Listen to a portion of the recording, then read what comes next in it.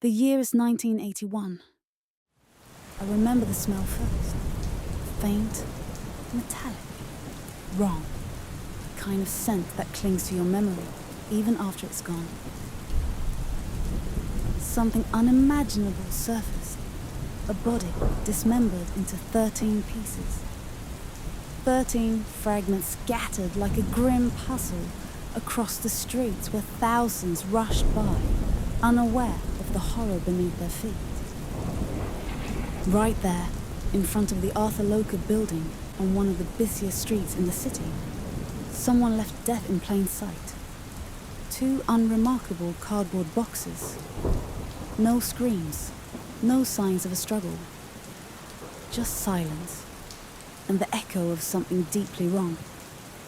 2 security guards from PT Garuda Mataram Motor were the first to notice them.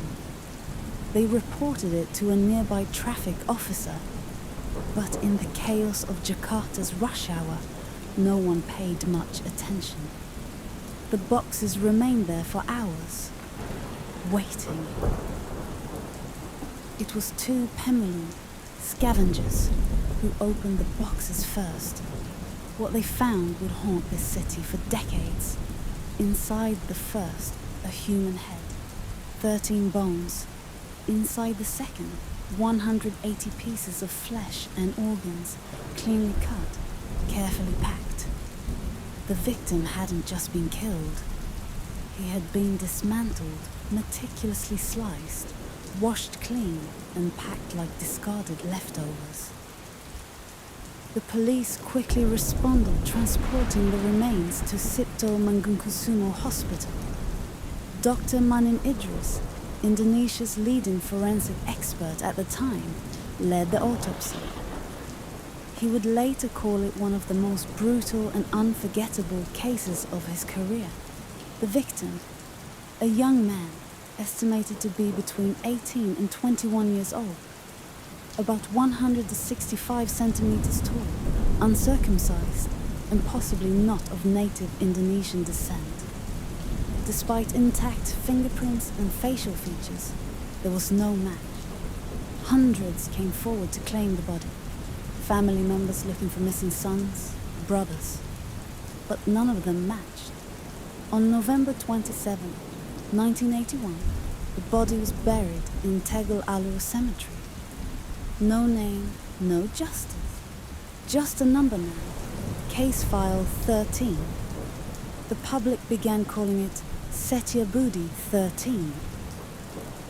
And then came the theories. Political revenge, gang warfare, a message to someone in power. The cuts were too clean, too precise. This wasn't rage. It was ritual. It was methodical. It was a message. But no one knew who it was meant for. Because if this was just a murder, why leave the body in the most crowded place in Jakarta? Setiabudi wasn't some quiet alley. It was the heart of the capital.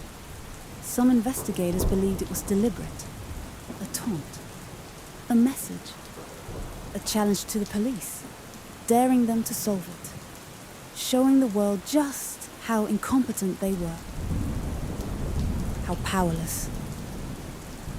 The fear was real. At the time, Indonesia had seen its fair share of crimes, theft, assault, even the occasional murder. But nothing had ever crossed into territory this brutal. A dismembered body cut into 13 pieces and stuffed into cardboard boxes. This wasn't just a crime. It was a national awakening. For the first time, the public was forced to confront the fact that evil like this could exist, not in a foreign movie or distant headline, but here, in their own neighborhoods. It was the first known case of its kind in the country, the kind that haunted parents, silenced streets at night, and ignited fear in ways that lingered for years. And when the story hit the newspapers, dismembered body. Who is the identity? It wasn't just a report. It was a warning. a shift in reality. Indonesia was no longer innocent. I could feel it. Everyone could. Suddenly, everyone looked over their shoulders a little more, locked their doors a little earlier, kept their children closer. If someone could do something this monstrous, who's to say they weren't still walking among us?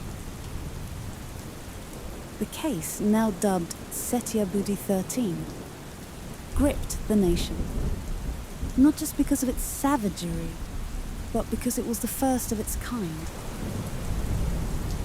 But what kind of mind commits a crime like this? Psychologists often classify this type of behavior as organized psychopathy, methodical, precise, and emotionally detached. This wasn't a crime of passion. There was no rage in the cuts, no chaos in the disposal. Whoever did this took their time. Some believe this kind of act suggests a deep desire for control, not just over the victim's body, but over the narrative. By leaving the pieces out in public, the killer may have wanted to manipulate fear, like a puppeteer pulling strings. In forensic psychology, this can point to someone with narcissistic traits, or even antisocial personality disorder. Someone who sees people as objects, not lives. The number of pieces, 13, may not have been random. In many Asian cultures, 13 is a curse number, associated with misfortune, death, even evil. Was it symbolic? Was it a ritual? Or was it just another way to make the case unforgettable? The first modern mutilation case in Indonesia. And maybe the one that opened the floodgates. Over the years, other similar crimes would surface. Gruesome, calculated, dismembered. Many believe Setiabudi 13 became the blueprint for what followed. 41 years have passed. The case file has gone cold. No suspects, no arrests, no closure. Just a grave in Tegel Alu, and a city still haunted. 13, an unlucky number in many parts of Asia, signifies misfortune, death, abandonment. Maybe it was coincidence, or maybe it meant something more. We don't know his name. We don't know why he was killed, or by whom. But what we do know is this. Setiabudi 13 wasn't just a crime. It was a wound that never healed. Case remains unsolved as of 2025.